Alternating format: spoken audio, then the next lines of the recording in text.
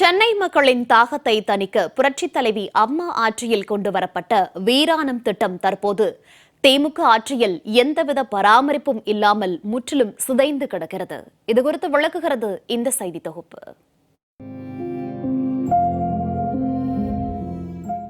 கோடை காலத்தில் தாகத்தை தணிக்க கூட தண்ணீரின்றி குடங்களை தூக்கிக் கொண்டு சென்னை மக்கள் வீதி வீதியாக அலைந்து திரிந்த காலகட்டத்தில்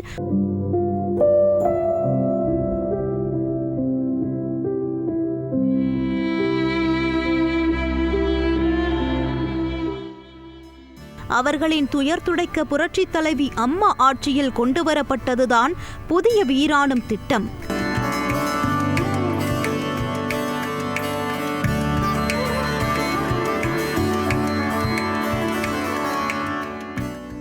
₹740 கோடி நிதி ஒதுக்கி 18 மாதங்களில் அனைத்து பணிகளையும் முடித்து புதிய வீராணம் திட்டத்தை சாத்தியப்படுத்தி சென்னை மக்களின் தாகத்தை தணித்தார் புரட்சித் தலைவி அம்மா.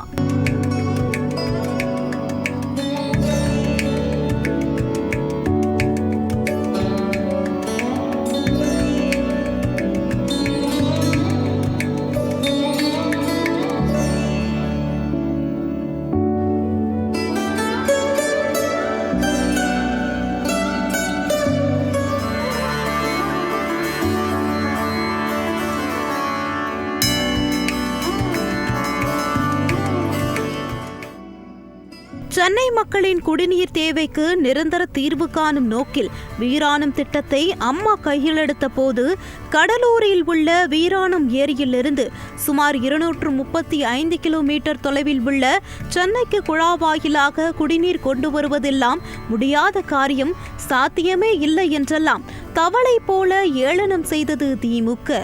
ஆனால் மக்களின் தாகத்தை தணிக்க வேண்டும் என்ற ஒற்றை நோக்கத்தை அடிப்படையாக கொண்டு புதிய வீராணம் திட்டத்தை கடந்த 2004ஆம் ஆண்டு அமலுக்கு கொண்டு வந்து புரட்சித் தலைவி அம்மா சாத்தியப்படுத்தி காட்டியதும் அசிங்கப்பட்டு வாய்ப்புத்தி நின்றதும் இதே திமுக தான். குடிநீர் தட்டுப்பாடு என்ற ஒன்றையே சென்னை வாசிகள் மறந்து போகும் அளவுக்கு இன்றளவும் சென்னையின் குடிநீர் ஆதாரமாக திகழ்ந்து வருகிறது புரட்சித் தலைவி அம்மாவின் புதிய வீராண திட்டம்.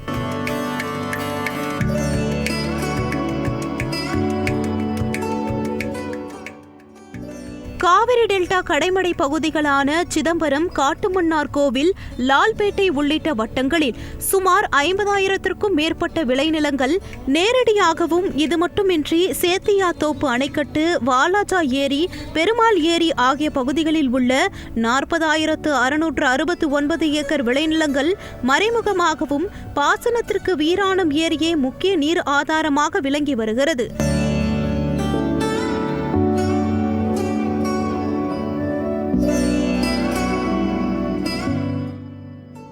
இப்படி இருக்கையில் சென்னை மக்களின் குடிநீர் தேவையையும் தாண்டி புரட்சித் தலைவி அம்மாவின் அரசு விவசாய பாசனத்திற்காக நீர் தேவையையும் முறையாக பூர்த்தி செய்து வந்தது.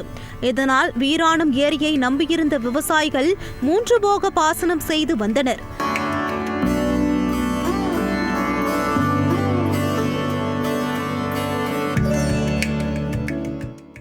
தமிழக முதலமைச்சராக இருந்த அம்மா அவர்கள் அந்த வீராணம் ஏரியை பலப்படுத்துவதற்கும், சுத்தகரம் செய்வதற்கும், குடிநீர் ஆதாரத்தை பெருக்குவதற்கும் நல்ல திட்டங்களை நிறைவேற்றினார். ஆனால் தற்போது திமுக ஆட்சியில் முற்றிலும் பராமரிப்பே இல்லாமல் அவலகதிக்கு ஆளாகி கிடக்கிறது வீராணம் ஏரி. கடலூரின் லால்பேட்டை பகுதியில் சுமார் 14 கிலோமீட்டர் பரப்பளவில் பரந்து விரிந்து காணப்படும் வீராணம் ஏரியின் மொத்த நீர்மட்டம் 47.50 கன அடி என்ற நிலையில் 1461 மில்லியன் கன அடி தண்ணீர் ஏரியில் சேமிக்க முடியும். திமுக ஆட்சியில் வீராணம் ஏரி முற்றிலும் தூர்வாரப்படாமல் ஏரி முழுவதும் மரங்கள், செடி கொடிகள் மண்டி காட்சியளிக்கிறது. அது மட்டுமின்றி முறையான பராமரிப்பு இல்லாததால் ஏரியின் கரைகள் முற்றிலும் வறண்டு போயுள்ளது. ஏரியின் ஆழமும் குறைந்து மணல் மேடுகளாக மாறி கிடக்கின்றன.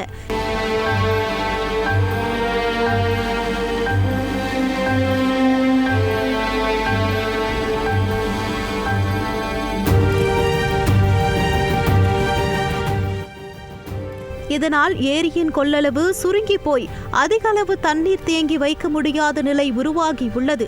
வறண்டு போய் மணல் திட்டுகளாக காட்சியளித்த வீராணம் ஏரியின் கரைப்பகுதிகள் ஆக்கிரமிப்பாளர்களின் விவசாய நிலங்களாக மாறி 14 கிலோமீட்டர் பரப்பளவு கொண்ட ஏரி தற்போது முற்றிலும் குறுகி விரைவில் குளமாக மாறக்கூடும் என்றே விமர்சிக்கப்படுகிறது. வீராணம் ஏரி, அந்த ஏரி முழுக்க தூர்வாரப்பட வேண்டும். முள்களும் குப்பைகளும் ஏராளமாக அந்த ஏரியிலே இப்பொழுது ஆக்கிரமித்திருக்கிறது. வீராணம் ஏரியில் நீரிருப்பின் கொள்ளளவு குறைந்துள்ளதால் கோடை காலத்தில் பாசனத்திற்கு தண்ணீர் திறக்காமல் விவசாயிகளை வஞ்சித்து வருகிறது விளம்பர திமுக அரசு.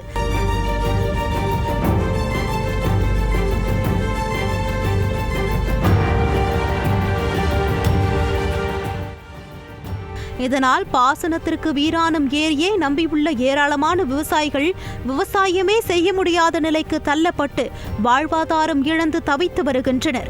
வீராணம் ஏரி நீர்த்திறப்பால் 3 போகம் செய்யப்பட்டு வந்த விவசாயம் 2 போகமாக குறைந்து தற்போது 1 போகத்திற்கே வழியில்லாத நிலை உருவாகி உள்ளது.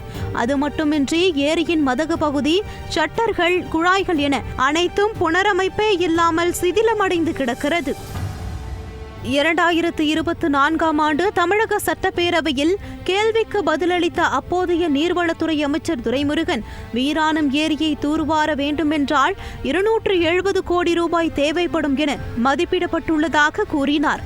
அப்படியானால் விரைவில் நிதி ஒதுக்கி ஏரி தூர்வாரும் பணிகள் துவங்கப்படும் என்றே விவசாயிகள் காத்திருந்த நிலையில் சல்லி பைசா கூட ஒதுக்கப்படாமல் மதிப்பீடு இன்றளவும் மதிப்பீடாகவே உள்ளது. இது ஒரு பக்கம் என்றால் தனது விளம்பர அரசியலுக்காக கடந்த பிப்ரவரி மாதம் கடலூரில் டேரா போட்ட முதல்வர் ஸ்டாலின் 63.50 கோடி ரூபாயில் வீராணம் ஏரி மேம்படுத்தப்படும் என அறிவித்தார். ஆனால் இன்று வரை வீராணம் ஏரியின் கரையில் முளைத்திருக்கும் ஒரு புல்லை கூட புடுங்கி எறியப்படவில்லை.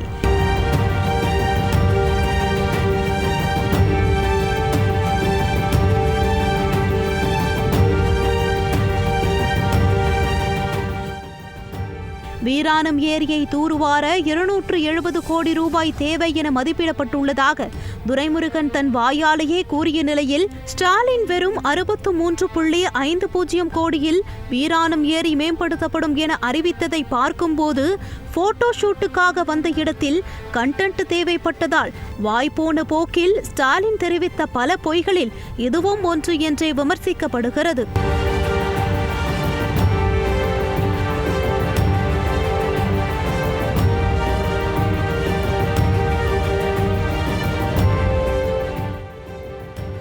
இப்பொழுது தமிழக முதலமைச்சரும் கூட 60 கோடி ரூபாய் நிதி ஒதுக்கீடு செய்யப்பட்டதாக செய்தி பெறுகிறது.